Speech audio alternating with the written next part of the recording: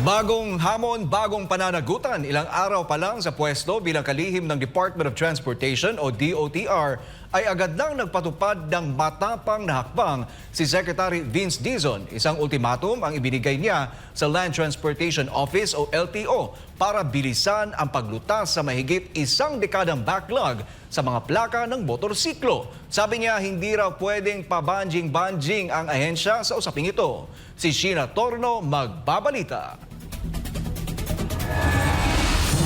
Hindi pa nakakaisang linggo bilang kalihim ay nagpakita na si Transportation Secretary Vince Dizon ng kanyang pagkadismaya sa Land Transportation Office o LTO na isang attached agency ng DOTR. Kaugnay ito ng matagal ng problemang bumabalot sa pagproseso ng mga plaka para sa motorsiklo at maging sa mga four-wheeled vehicles. Ayon kay Dizon, nagsimula pa noong 2014 ang issue ng backlog sa mga plaka, pero hanggang ngayong 2025, nananatili itong hindi pa rin ganap na nare-resolba.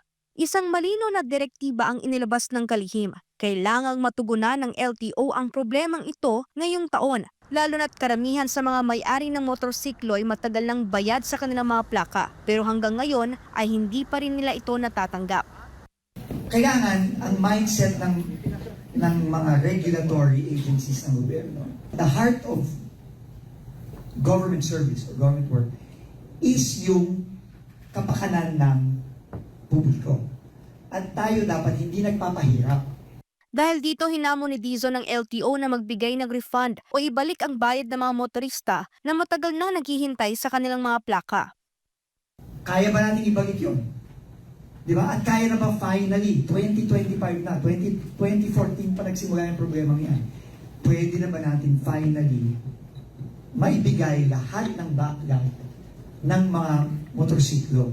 At pwede ba, moving forward, at pwede ba 24, 48, 72 hours, pwede ba makuha na nila yung mga plaka nila, both motorcycles and four-wheeled vehicles? Hindi naman siguro mahirap yun. So I will post that challenge and we will see if the LTO can deliver. Naniniwala rin ang bagong kalihim na dapat laging may malinaw na deadline ang bawat trabaho sa gobyerno. Kasi kung walang deadline, natural lang na babanjing-banjing ka lang o hindi ka pressured kung walang deadline. From now on, ang sabi ko sa mga kasama ko sa DOTR, from now on, hindi pwedeng walang deadline. Sa panig naman ng LTO, tiniyak nitong susunod sila sa utos ng bagong kalihim. Ngunit humihiling din sila ng suporta mula sa Department of Transportation. Gagawin natin yung instruction si Secretary Vince, no? Pero ang kagandahan dyan, lahat naman naman kailangan ng LTO, supportahan niya. So, I don't think we will have a problem in meeting our deadline. Ayon kay LTO Chief Assistant Secretary Vigor Mendoza II, higit 5 milyon pa ang backlog sa mga plaka ng motorsiklo. Sa kabila nito, kumpiyansa si Mendoza na kaya nilang tapusin ang backlog sa mga plaka sa darating na buwan. Very achievable yan. That for the production of LTO, kaya namin ma-achieve yan in the next, before June this year. Pero pagdating sa refund ng mga ibinayad na ng mga motorista, aminadong LTO na malabo na nila itong maibalik sa mga may-ari. Pag-aaralan natin yan, no? Kasi wala naman hawak na pondo si LTO for refund purposes. Wala sa budget namin. Dagdag pa ng LTO Chief, hindi rin nila kayang ipatupad ang 24 hanggang 78 oras na pagproseso ng plaka dahil nakasaad sa Citizen Charter ng LTO na maaari itong umabot ng hanggang 15 araw.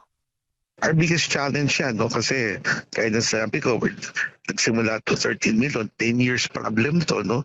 That we hope to solve to within this year.